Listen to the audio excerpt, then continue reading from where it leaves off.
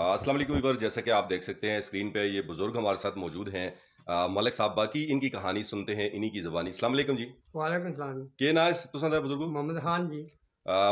मलिक हो तुसी इस इलाके दे? जी। ये तुस इलाके दा नां के? मोहम्मद खान मलिक जी। इलाके दा नां के? नीलबटला। नील बटला। अच्छा, तुसां दा ये जेह्ड़ा दीवार है ये और इस नाल नाल बरामदा है ये मुनहदम होने दा खतरा है, इस बड़ियां-बड़ियां त्रैणां पेई दी ने, केह् वजह है?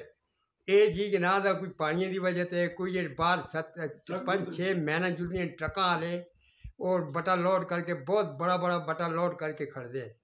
इस वजह ते नाले एक पटा इधर तला भी गिरया, अगर गिर जुलदा अंदर तो फिर असां दा मकान ही तबाह हो जुलदा।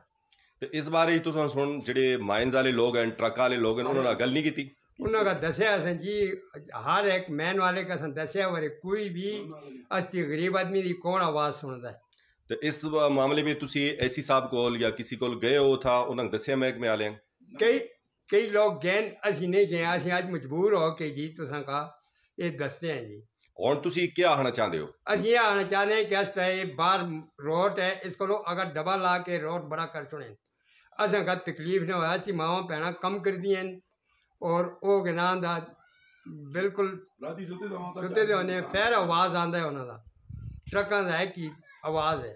तो ये राती इथों तकरीबन कितने ट्रक गुजरते हो सन? राती 10-15 ट्रकां को ज़्यादा गुजरते हैं जी। कितनी देर बाद गुजरते हैं? ये कोई 20 मिनट को बाद, कोई घंटे बाद, कोई आधे घंटे बाद। यानी बार बार तुसी नींदर भी खराब हाँ, होती है? बार बार नींदर भी खराब कर और कार अगर कोई बीमार हो जियां तुसी आप भी हार्ट दे बीमार हो? हाँ हाँ, मैं आप हार्ट दा बीमार हाँ, मैं इस वास्ते तला जुल के उन्होंने खल नहीं आखता, ठीक है। और उन्हें मैं आराम नाल आखता और कुछ सुनता नहीं, गरीब आदमी की कौन आवाज़ सुनता। चलो ठीक हो गया जी, ठीक।